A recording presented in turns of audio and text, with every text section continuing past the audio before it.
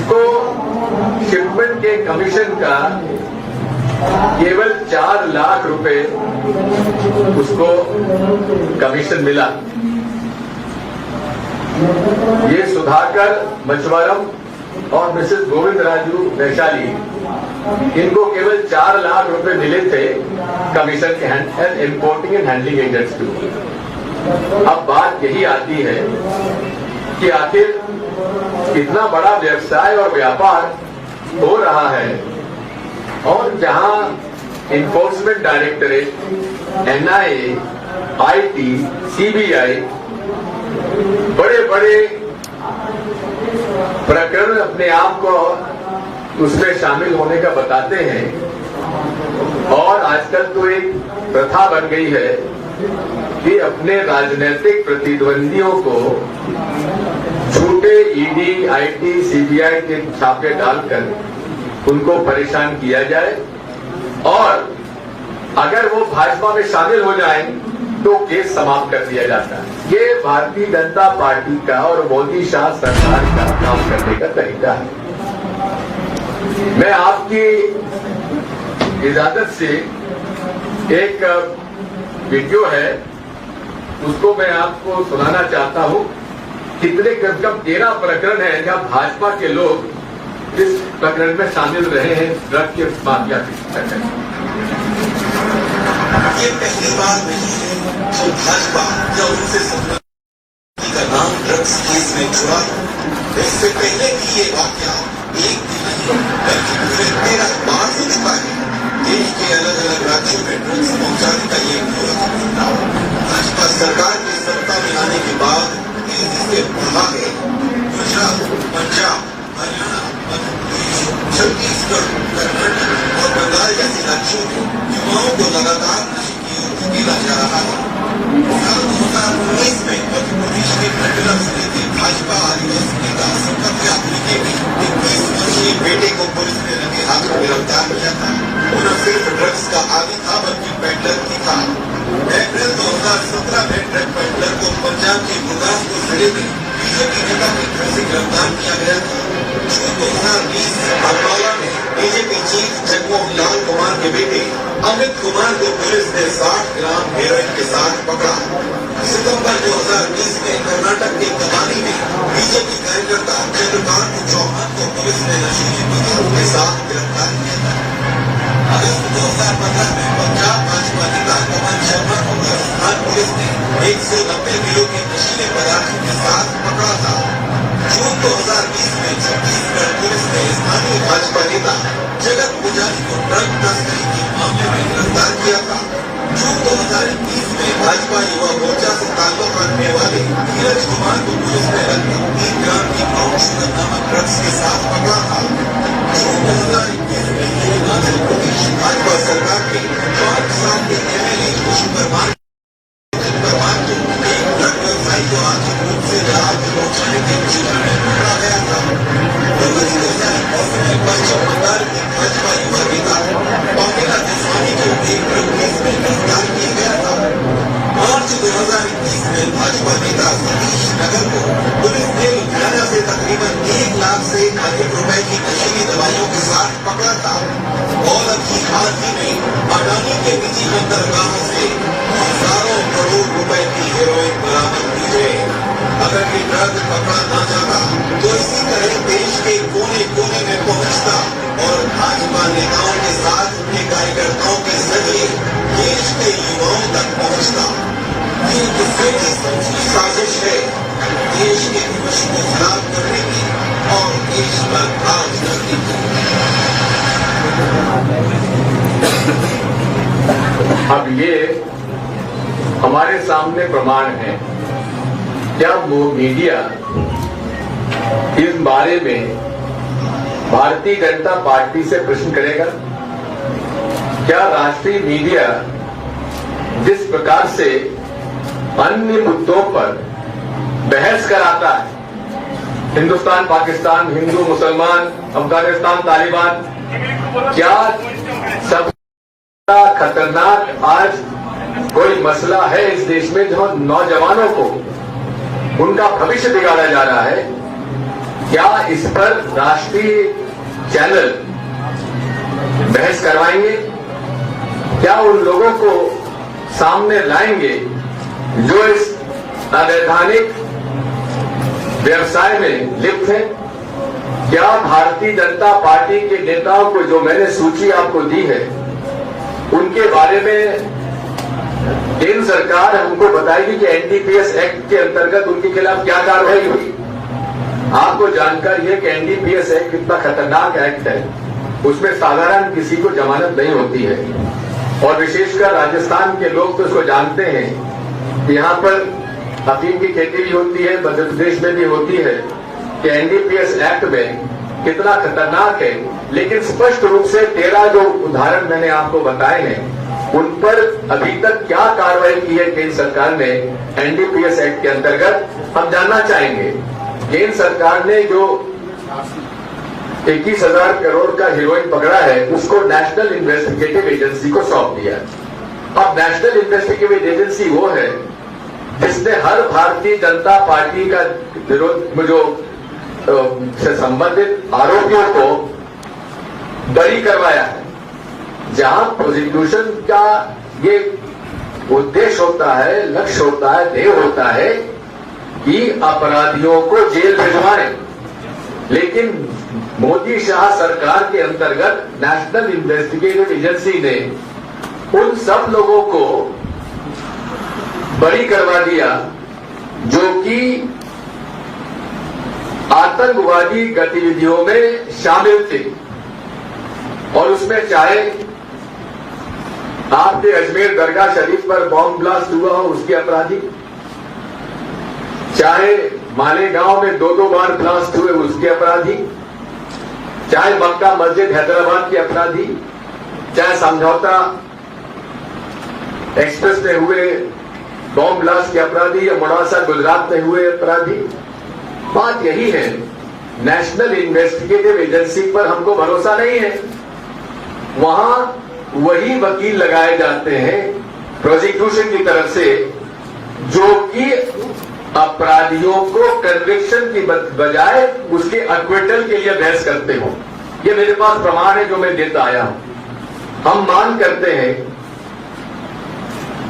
माननीय supreme court से, माननीय हमारे प्रधानमंत्री जी से, कि इतना बड़ा जब रैकेट पकड़ा गया है जहां 1,75,000 करोड़ का एक और 21,000 करोड़ का एक, लगभग 2 लाख करोड़ का हेरोइन केवल 1 महीने के अंतराल में पकड़ा गया है, इसकी जांच नेशनल इन्वेस्टिगेटिव एजेंसी को सौंपा गया है।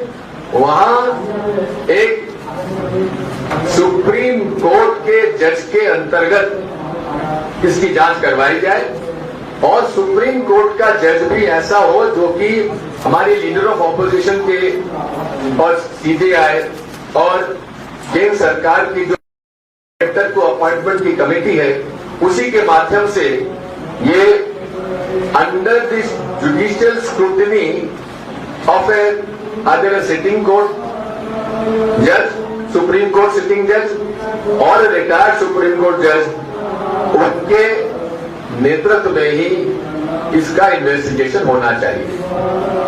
अन्यथा हमको पूरी तरीके से भरोसा नहीं है। आज किसी भी आप शहर में चले जाए, जयपुर का ही मैं आपको उदाहरण देता हूं, यहाँ पे थानों में, यहाँ पर अनेक जगह पर आप देखेंगे कि ड्रग पेडलर्स खुलेआम ड्रग पेडलिंग करते हैं। जो छोटे छोटे लड़के मजदूर रोटी खाना पसंद, रोटी के लिए पैसा उनके पास नहीं होगा, लेकिन ड्रग्स से एडिक्शन इतना है कि वो उसके अंदर चले जाते हैं। ऐसे गंभीर प्रकरण में हम चाहेंगे कि इस बारे में पूरी ईमानदारी के साथ, यदि मोदी शाह सरकार, भाजपा सरकार, राष्ट्रीय स्वयं सेवक संघ के लोग अगर इस देश में लोगों की भलाई चाहते हैं तो ड्रग्स से मुक्ति दिलाना उनका प्रथम दायित्व होना चाहिए। और इसके लिए अफगानिस्तान से, ईरान से और पाकिस्तान से जो ड्रग आ रहा है उसको उतने ही मुस्तैदी से रोकना चाहिए जिस मुस्तैदी की बात वो इन्फिल्ट्रेटर्स को, टेररिस्ट को रोकने की बात करते हैं, उससे ज्यादा खतरनाक ड्रग पेडलिंग है। इस बारे में हम उनसे ये अनुरोध करेंगे।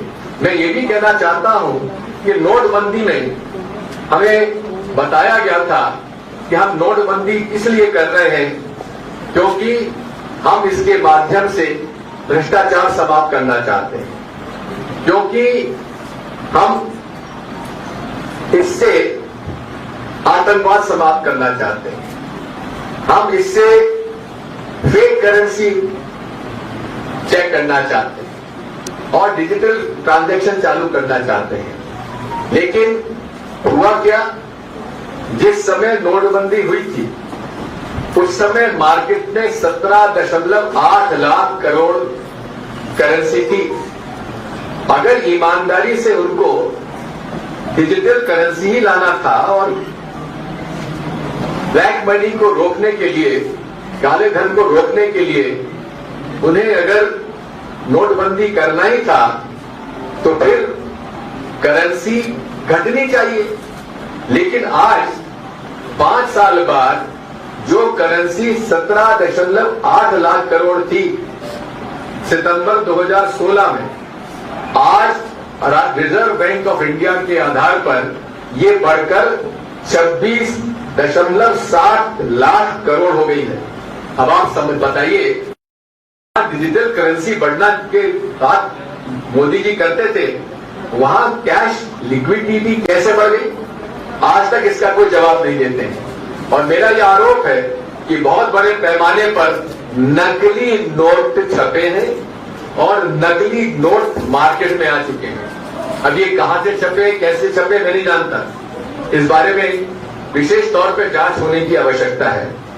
मैं यही कहना चाहता हूं कि भारतीय जनता पार्टी के नेता मोदी जी कहते थे, ना खाऊंगा ना खाने दूंगा, लेकिन आज हालत यह है, नोटबंदी में जैसा कि डॉक्टर मनमोहन सिंह ने कहा था कि देश का इतिहास का सबसे बड़ा स्कैम है, और ये स्कैम है। जिस दिन राज खुलेंगे, अनेक राज खुलेंगे, और यही है कि इसमें कितना भ्रष्टाचार हुआ है। डॉक्टर यतीन्द्र ओझा, जो कि भारतीय जनता पार्टी के विधायक थे गुजरात के, उन्होंने लिखित पत्र भेजा था नरेंद्र मोदी जी को कि अमित शाह जी के जो कुछ लोग हैं जो कि गुजरात में 1 करोड़ पुराने नोट लेके 67.5 लाख नए करोड़ रुपए दे रहे हैं, ये उनका लिखित रूप से प्रधानमंत्री जी को पत्र था, लेकिन उस पर कोई कार्रवाई नहीं हुई।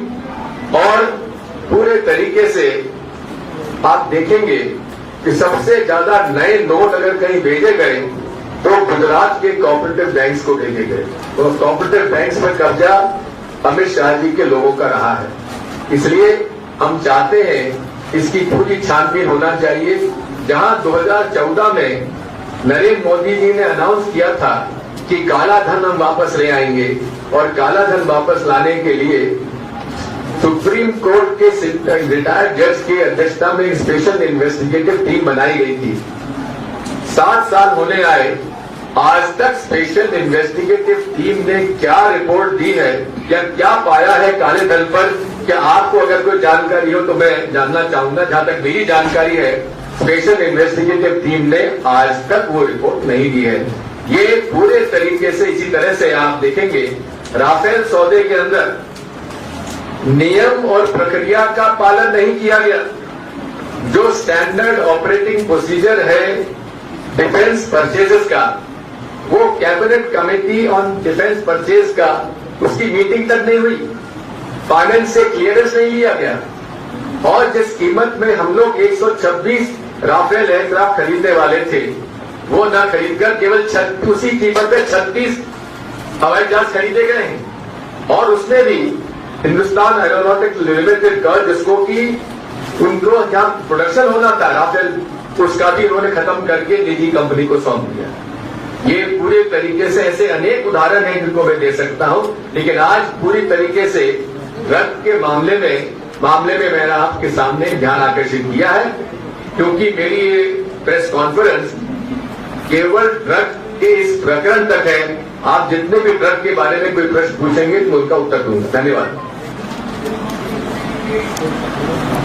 थोड़ा कोई संगठनात्मक मामलों में पूछ लिया था, जी थोड़ा सा एक आध और भी सवाल होते हैं। नहीं, सवाल पूछ लीजिए, लेकिन एक बात समझ लीजिए, राजस्थान का मैं एआईसीसी का महामंत्री नहीं हूँ, प्रभारी नहीं हूँ। राजस्थान सरकार का मैं प्रवक्ता नहीं हूँ। मैं प्रदेश कांग्रेस कमेटी राजस्थान का प्रवक्ता नहीं हूँ, इसलिए वो सारे उत्तर मैं नहीं दे पाऊंगा। आप अडानी पर आरोप लगा रहे हैं कि वो किसी के मित्र हैं। आपने भी कल कहानी सुनाया है कि आप इतना ख्याल रखते हैं, मित्रता है आप। जी हाँ, वो सही है। मैं जब नर्मदा जी की परिक्रमा कर रहा था, उस समय जंगलों से हम निकल रहे थे, गुजरात में चुनाव चल रहे थे, तो वहाँ के एक वन विभाग का अधिकारी मेरे पास आया कि आप ये 3-4 दिन आप जंगल से गुजर रहे हैं और यहाँ पे हमको कहा गया है अमित शाह जी की ओर से कि वो हमारी वहाँ के जो रास्ते वहाँ थे नहीं, रास्ता बना के और आप हमारी व्यवस्था ठहरने वगैरह करें। वैसे तो हमारी व्यवस्था थी, फिर भी उन्होंने जो सहयोग किया उसके लिए आभार व्यक्त किया मैंने। आरएसएस की जहां तक मैं जानकारी आपको दे दूं, राष्ट्रीय स्वयंसेवक संघ कोई रजिस्टर्ड बॉडी नहीं है, आज तक उसका पंजीयन नहीं हुआ है, और जिस संस्था का पंजीयन नहीं हुआ है उसकी मेंबरशिप नहीं है, और जब मेंबरशिप नहीं उसका अकाउंट भी नहीं है, तो ये गुरु दक्षिणा जब आती है वो किस अकाउंट में जमा होती है हम जानना चाहते हैं। और अभी एक हमारे आरटीआई एक्टिविस्ट ने ये होम मिनिस्ट्री से पूछा था राइट टू इंफॉर्मेशन के अंतर्गत कि हमें बताया जाता है कि हिंदू धर्म खतरे में है, तो होम मिनिस्ट्री अमित शाह जी के मिनिस्ट्री ने कहा कि ये काल्पनिक है, ये सही नहीं है। ये मैं नहीं कह रहा हूं, होम मिनिस्ट्री का आरटीआई का उत्तर है, नंबर 1। नंबर 2, उसी एक्टिविस्ट ने ये स्क्रीनशॉट दिए हैं कि कोरोना में आरएसएस के जो ऑफिशियल ट्विटर हैंडल है उस पर कहा है कि हमने कोविड में 7 करोड़ रुपए का धन इकट्ठा करके बांटा। तो उसने शिकायत की है ईडी को कि जब इनका अकाउंट नहीं है, रजिस्टर्ड संस्था नहीं है, तो ये ब्लैक मनी कहां से आया, इसकी जानकारी हमको देना चाहिए। मैं बधाई देता हूं उस एक्टिविस्ट को, मनीष जबलपुर है, नौजवान लड़का है जो कि उसी मोहल्ले में रहता है जहां आरएसएस का कार्यालय है, तो इसलिए उसने अपना एप्लीकेशन भी लगा रखी है चैरिटी कमिश्नर नागपुर के सामने कि मेरी संस्था राष्ट्रीय स्वयंसेवक संघ उसका रजिस्ट्रेशन किया जाए। उसका अभी तक 2 साल हो गए, उसका रजिस्ट्रेशन पर कोई निर्णय नहीं किया। सर, सरस्वती शिशु मंदिर वाले पे भी आपको कानूनी नोटिस मिल गया है? देखिए, मैं मानते हैं सुनिए बात, ऐसा मुझे कोई कानूनी नोटिस नहीं मिला है और मेरा इसमें कोई कानून का मैंने उल्लंघन नहीं किया है। मैं आरएसएस के नोटिस का कभी जवाब नहीं देता हूँ। आओ ना मैदान में, आओ कोर्ट में लड़ेंगे। धन्यवाद। कैप्टन साहब बोल रहे हैं, देखिए इस बारे में अधिगत नहीं हूँ। देश में इतनी समस्याएं हैं, लेकिन कांग्रेस पार्टी के अपनी झगड़े खत्म नहीं है, तो आपको लगता है बात यह है, हमें आपसे ये शिकायत है, गुजरात में मुख्यमंत्री चेंज होगा, मास्टर स्ट्रोक, और पंजाब में झगड़े। बात यही है, वहां सुन लीजिए, वहां के भी मंत्रिमंडल बनने में कितने दिन लगे, जो लोग हटाए गए